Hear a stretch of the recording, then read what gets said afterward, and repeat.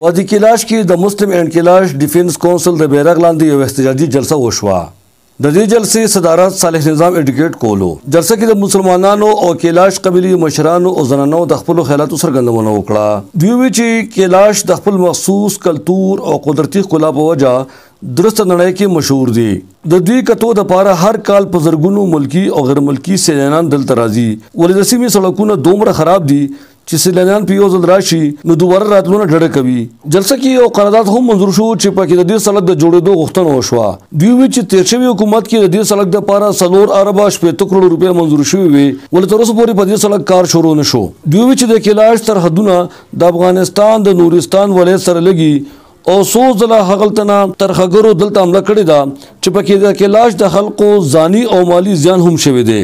دوی د چیف اف آرمی سټاف نه غوښتنه وکړه چې دا سړک د پاک پوسټ په خپله جوړ کړي، ځکه چې د دې سیمې د ډیفنس پوینټ اف ویو سره هم غټ اهمیت دی. د سیمې د نارینه او زنانو په خولې یوه خبره وه چې موږ ته سړک پکار دی. یہ ہم انتہائی تکلیف کے حالت میں ہیں، لوگ بہت پریشان ہیں موجودہ گورنمنٹ سے، اسپیشلی NHA سے. روڈ کوئی بھی انسانی معاشرے کا نہ بنیادی ترقی کا بنیادی زینہ ہوتا ہے.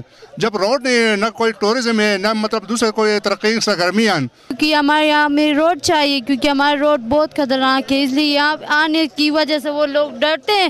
ہر کوئی یہ پوچھتے ہیں کہ آپ نے روڈ کیوں نہیں بناتے ہو. میں روڈ چاہیے، روڈ بہت خطرناک ہے، میں روڈ چاہیے.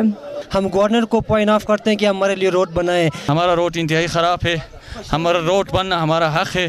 روڈ خراب ہونے کی صورت میں مختلف قسم کے حادثات پیدا ہوتے ہیں. یہاں کے لوگوں نے اپنی مدد آپ کے تحت سڑک بنائے تھے جو گدوں اور خچروں کے لیے بنائے گئے تھے.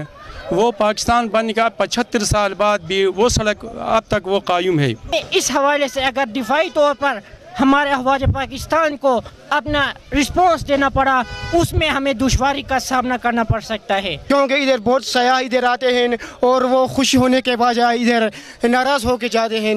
لوگ مایوس ہو چکے ہیں حکومت سے اور حکومتی اداروں سے، سب سے مایوس ہو کر جلد ہمارے روڈ عملی کام شروع کیا جائے، چونکہ آپ کو معلوم ہے کہ روڈ کے بغیر تو مطلب ہر ایک جگہ کا وہ جینا مرنا مشکل ہے.